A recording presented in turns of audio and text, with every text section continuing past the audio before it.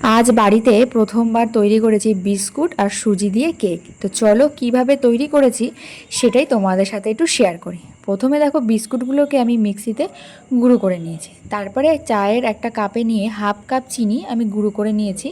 তারপরে দিয়ে দিয়েছি ওর মধ্যে একটা ফাটিয়ে ডিম, আর চায়ের কাপের হাফ কাপ চিনি, হাফ কাপ দুধ দিয়ে ভালো করে ব্লেন্ড করে নিয়েছি।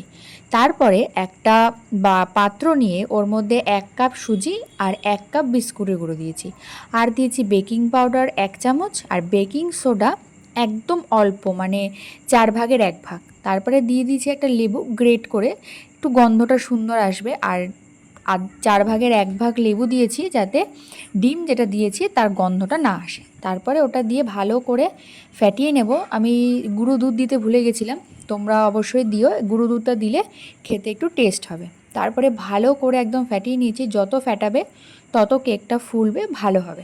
তারপরে আমরা একটা সিলভারের প্যানে তেল ব্রাশ করে নিয়ে, আমার কাছে তো বাটার পেপার ছিল না তাই আমি কাগজটাকে ওর উপরে দিয়ে দিয়েছি। তারপরে দেখো মিশ্রণটা দিয়ে দিলাম, কত সুন্দর হয়েছে, পাটে পাটে পড়ছে, তাহলে ভাববে একদম ঠিকঠাক হয়েছে। এবার একটু ঝাঁকড়ি নিয়ে একটা তাওয়া গরম করে ওর উপরে ঢাকনা চাপা দিয়ে রেখে দিলাম 20 মিনিট। 20 মিনিট পরে দেখো কত সুন্দর কেকটা ফুলেছে, আর কেকটা সত্যি খুব সুন্দর হয়েছে। এবার চলো কেটে দেখা যাক, কত নরম স্পঞ্জি হয়েছে, হেব্বি সুন্দর হয়েছে। তোমরাও বাড়িতে ট্রাই করে দেখ।